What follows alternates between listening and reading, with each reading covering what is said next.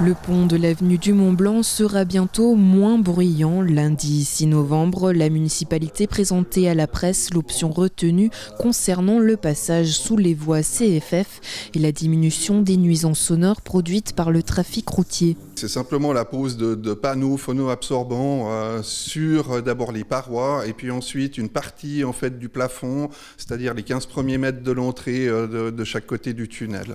Au départ, on pensait mettre en place une autre mesure qui était un mur anti-bruit le long de l'avenue du Mont-Blanc, le long du chemin de la Créteau.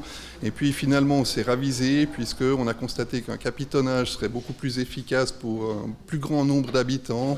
On a saigné un plus grand nombre de bâtiments et on pensait tout d'abord que ce capitonnage serait assez cher, assez onéreux, mais finalement il revient à 5 000 francs plus cher que si on avait juste mis en place une paroi anti-bruit qui aurait été nettement moins efficace. C'est pour ça qu'on a pris maintenant cette solution. Le canton qu'on a consulté est également d'accord avec cette mesure et puis est aussi prêt à la subventionner de la même manière qu'il aurait subventionné la paroi anti-bruit. Des travaux estimés à 185 500 francs. Le préavis concernant cet objet sera soumis prochainement au vote des élus. En attendant, la ville de Gland poursuit ses mesures d'assainissement du bruit. On a fini maintenant l'avenue du Mont-Blanc, ça a été quelques jours plus vite que prévu.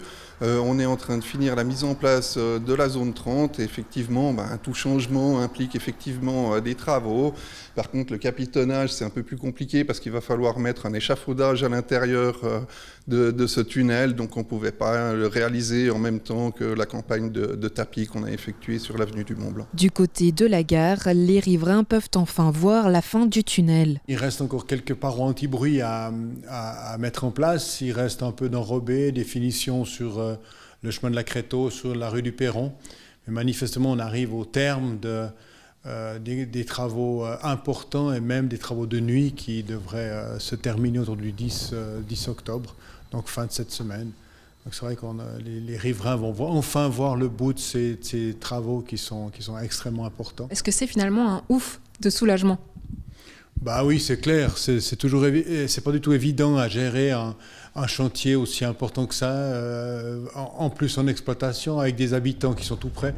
Donc c'est vrai que c'est un grand moment que de finir des travaux aussi important que ça. Maintenant, c'est vrai que ça fait une bonne liaison entre le nord et le sud, donc c'est surtout ça qu'il faudra qu'on retienne. L'inauguration de la gare aura lieu le 20 novembre dès 17h30 sur la place Nord.